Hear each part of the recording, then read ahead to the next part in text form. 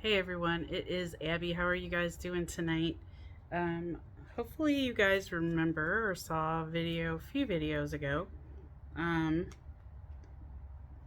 we had someone ask if squirting was real, and we got some information off WebMD, and I promised you guys a sequel on how to make your partner squirt.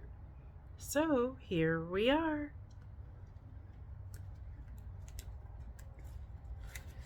Um, tell me what you guys think.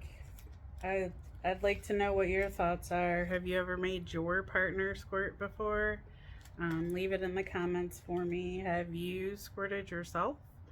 Um, yeah, I'd be interested to know. Got my give a flick.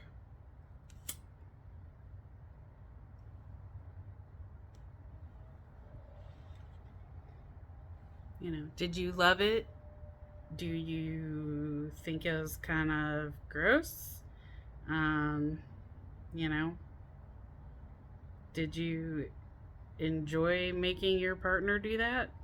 Let me know. Leave it down below. I will let you know what my opinion is of it later on in the video. So, without further ado, we'll get into this on how to do it. Okay, so before we get in, it's important to mention that not everyone with a vulva squirts. Some squirt once, some squirt repeatedly, and some not at all. Only statistically speaking, only 69% of vulva owners have experienced ejaculation during the big O.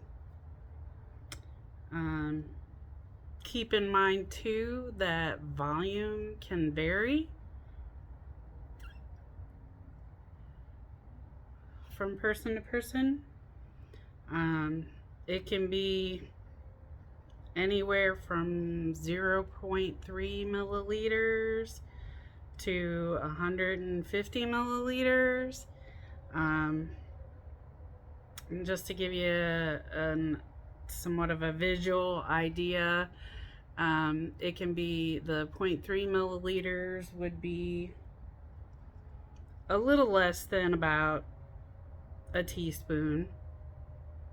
And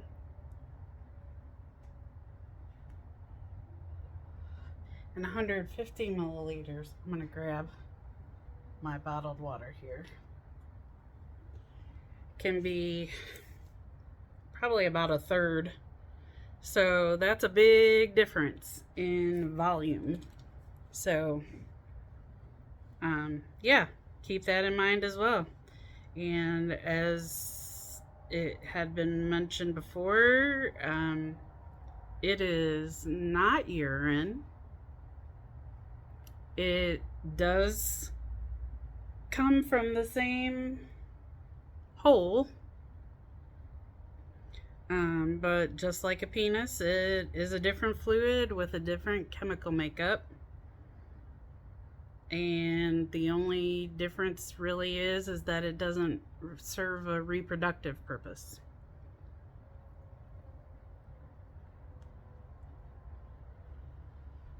And something else you might want to consider before you attempt to make your partner do this is find out whether or not they want to attempt to do this. Some people find it embarrassing. Some people find the sensation unpleasant. So in this case, again, one of those open and honest conversations I like to talk about needs to be had. If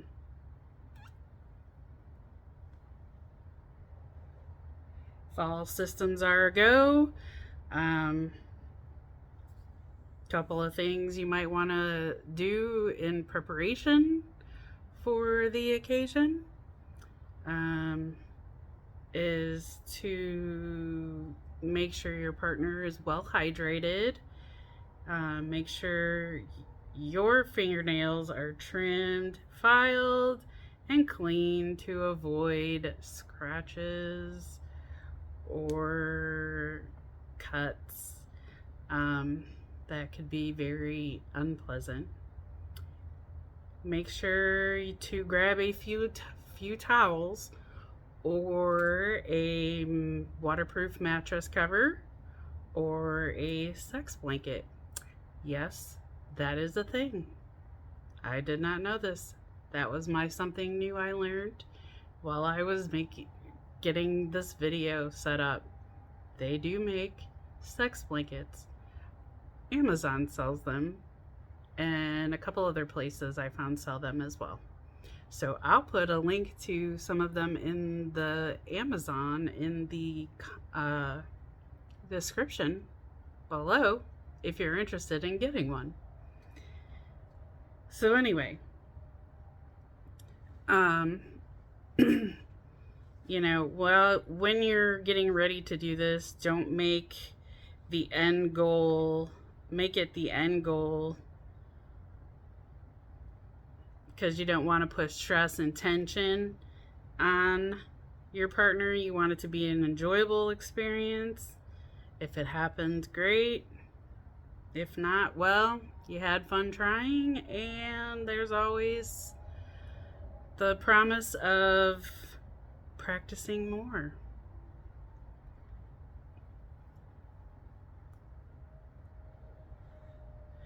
But with this, arousal plays a large part.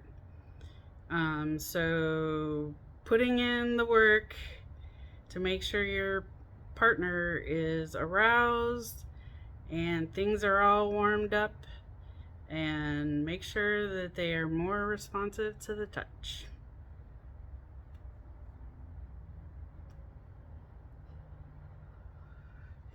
And unfortunately, I hate to be the bearer of bad news. Some of you may already know this. You know, our bodies are very complicated when it comes to doing the devil's tango, and no two partners are alike, and so is squirting. Some need firm G-spot stimulation, some need soft clitoral circling, some can even squirt without any direct stimulation to their vulva. Everybody's different. Come on, guys, you didn't think we were going to make this easy for you, did you? Therefore, a variety of techniques can be tried. Explore various methods with your partner and communicate. Listen for verbal and nonverbal physical cues to know how much pressure to apply, how fast of movement to make, and whether to add kissing or clitoral stimulations, etc.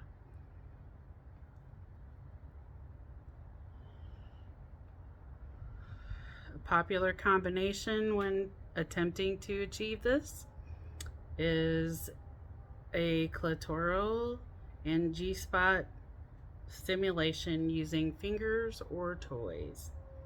It can be achieved from penetration, but is more likely to happen with toys or fingers.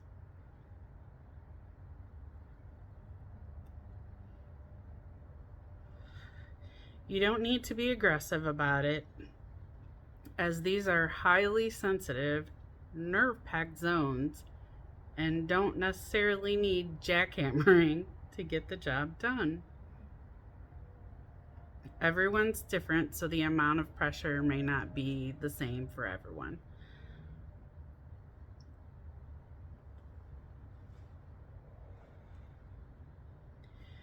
Once the splash splash sound is heard, indicating your partner is really wet, they are now to the point that they can squirt.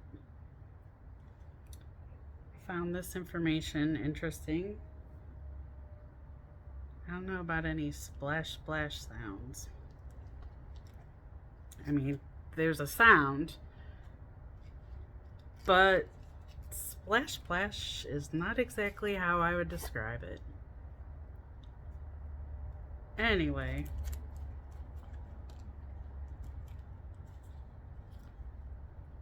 for some vulva owners, this means pushing out with their pelvic muscles, and you will have the sensation like you have to pee because it does come from the urethra, although it is not urine.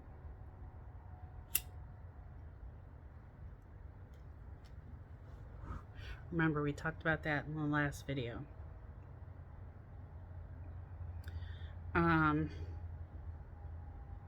Sometimes for females, this discourages some of them from letting go because they feel like they have to pee.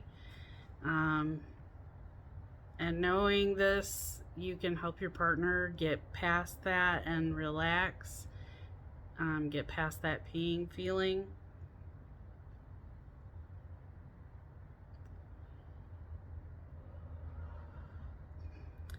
Once your partner signals that they're about to start squirting, stick with external stimulation and be prepared to move hands or toys out of the way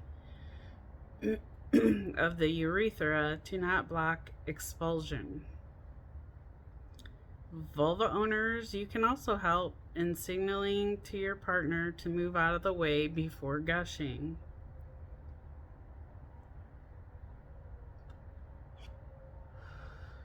Now, there are a couple positions that are best to try and achieve this.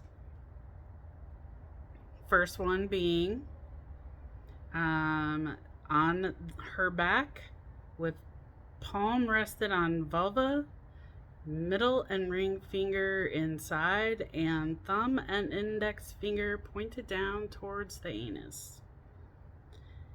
Press your palm against the clitoris up and down, and keeping your middle and ring finger flexed and locked, push palm up and down, and it will stimulate the area while the fingers press against the anal wall and then up towards the front wall of the vagina. This stimulates multiple areas simultaneously, including the G-spot. So to kind of give you a visual here, so you're wanting palm on the vulva,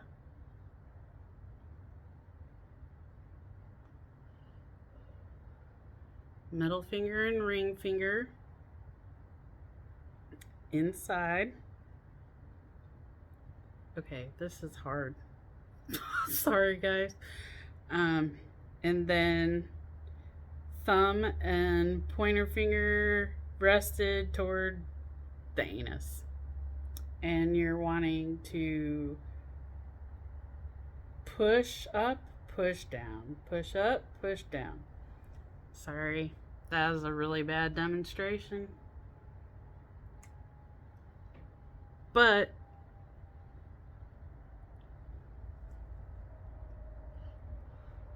hope you guys get the idea. Anyway, the second best position that was recommended is standing up, leaning against the wall with legs spread apart and similar hand motions. Yeah. I don't know if the standing up part is good once that actually happens. That's like a knee buckling sensation feeling. Like nobody's standing up after that. Just my opinion. What do I know?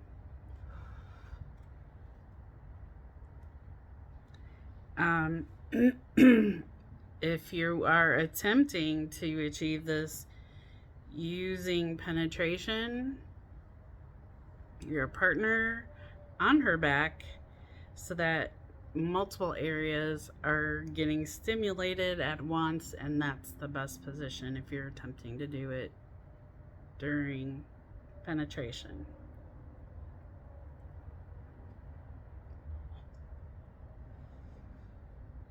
As I promised in the beginning, I was told you I would share with you my experience with this and my opinion of it. And I have to say, it is hella amazing. I, yeah, take it, the big O, squirting O, to a whole nother level. So, don't be discouraged if you can't get it on the first try, or the second, or third, or fourth.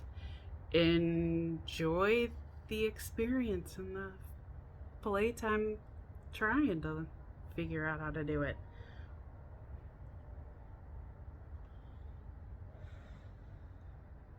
But sounds like trying to be relaxed, very stimulated and aroused, and letting go of that peeing sensation. Get that out of your head.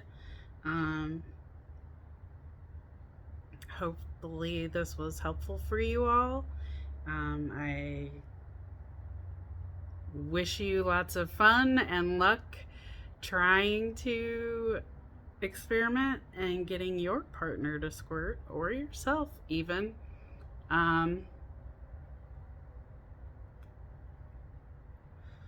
Yes, I said that. Getting yourself to squirt. Anyway, hope you found some useful information here, and have fun trying, everybody.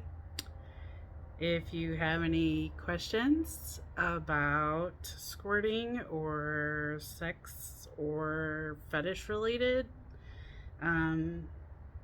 interests, and you want to send me an email, send it to haute.abby@gmail.com, and you can find your response right here in a video. That's all I have for today, guys. Hope you enjoyed. See you soon. Bye.